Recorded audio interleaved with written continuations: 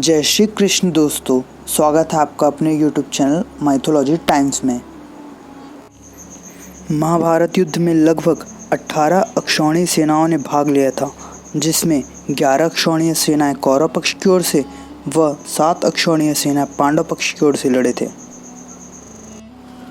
जिसमें से कुछ योद्धा ही जीवित बचे थे।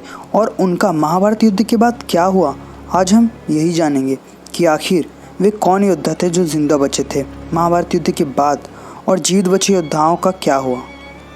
महाभारत युद्ध के बाद जीवित बचे योद्धाओं में कौरव जो महाभारत युद्ध में जीवित बचे थे, जन्म देव कन्या या अप्सरा जनपादी व महर्षि शरद्वान के मिलन से हुआ था।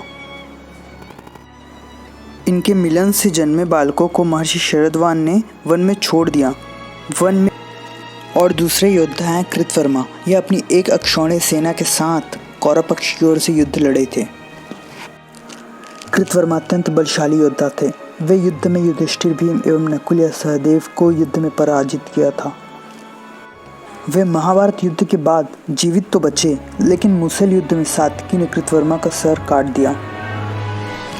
तीसरे योद्धा हैं अश्वत्थामा। द्रोणाचार्य व कृपि की तपस्या से प्रसन्न होकर महादेव के अंश के रूप में, आशीर्वाद के रूप में जन्म हुआ।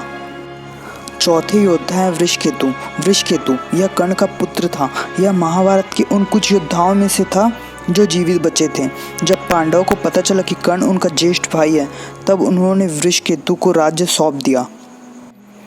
वृक्षिति यह शकुनी का पुत्र था, जो महाभारत युद्ध में जीवित बचा था, जिसे युद्ध के बाद गांधार का राजा बना दिया गया। अब हैं वे पांडव पक्ष के योद्धा जो महाभारत युद्ध में जीवित बचे थे।